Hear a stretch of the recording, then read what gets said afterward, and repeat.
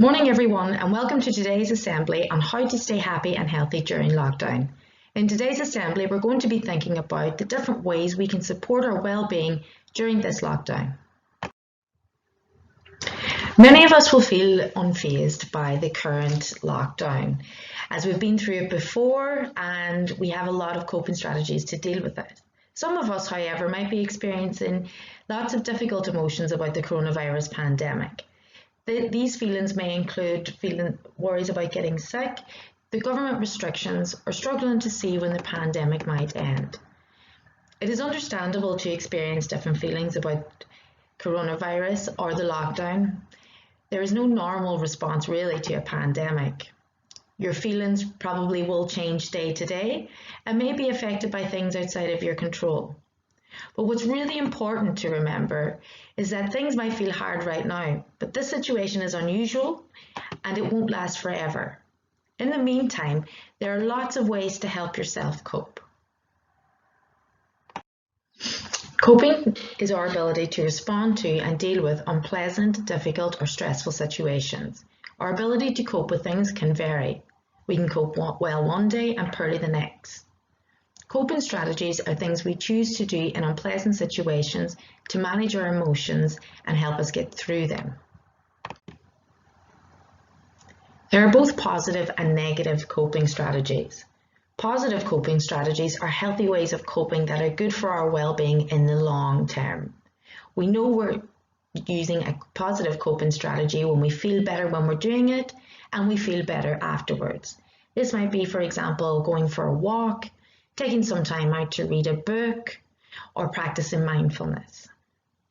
Negative coping strategies, on the other hand, are unhealthy ways of coping that can harm our well-being or cause other problems.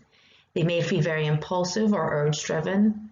We also may not realize at the time that we're using negative coping strategies, but a good way to identify a negative coping strategy is that it doesn't feel good after. Once we've completed the activity, we may feel stressed or more upset.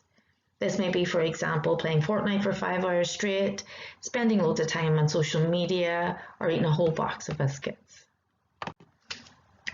Let's take a few seconds now to pause for thought. I want you to reflect on lockdown so far and the lockdowns we've been through in the past. Can you identify 2 positive coping strategies that you've used that have made you feel good while you're doing them and good afterwards, and also 2 negative coping strategies that you might have used that might have distracted you while you were using them but ended up making you feel more stressed, a little upset, and less relaxed? There are 4 main ways we can work towards creating positive coping strategies for ourselves. The first is to identify our feelings. Sometimes it's not knowing how we feel that can cause us the most distress. We might feel upset, but we're not really sure if we're bored, restless, stressed, unhappy. Identifying how we feel, taking some time to do that, helps us then to decide the course of action that's going to make us feel better.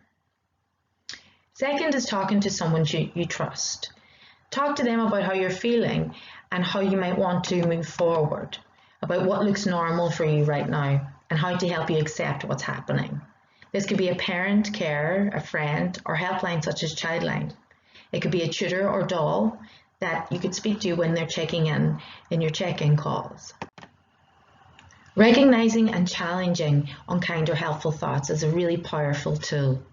We talked about this in our PSHE assemblies from last term. Unkind and unhelpful thoughts are negative types of thinking, things like catastrophizing, all or nothing thinking, or mind reading. When we challenge these unkind and unhelpful thoughts, we put ourselves in a positive frame of mind. You can try to do this by asking yourself, how might someone else see this? You could think, is there anything that suggests this might not happen? Or what would I say to a friend who was thinking this about themselves or their situation? And finally, plan and control what you can. Taking small steps to recognize what is in your control right now and what you can do to plan ahead can help you feel more settled. I would suggest making a timetable of your day or week. Make sure you include fun or relaxing activities. This can help you plan ahead and feel more in control of your near future. You might want to include things like exercise, taking breaks, taking time to read.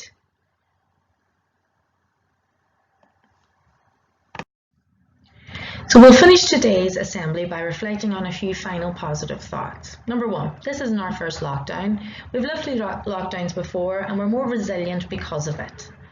We're able to create new coping strategies and spend our time well. Number two, there are lots of things that we are in control of, and there are lots of things that we can do to stay positive and enjoy this time. And last but by no means least, this is temporary. This lockdown, like all lockdowns, is temporary. It will end and we will get back to a new form of normality. I hope you found today's assembly useful. If you do feel like you need some further support, there are 4 different charities on the board right now that you can call and contact should you need them. Have a great week.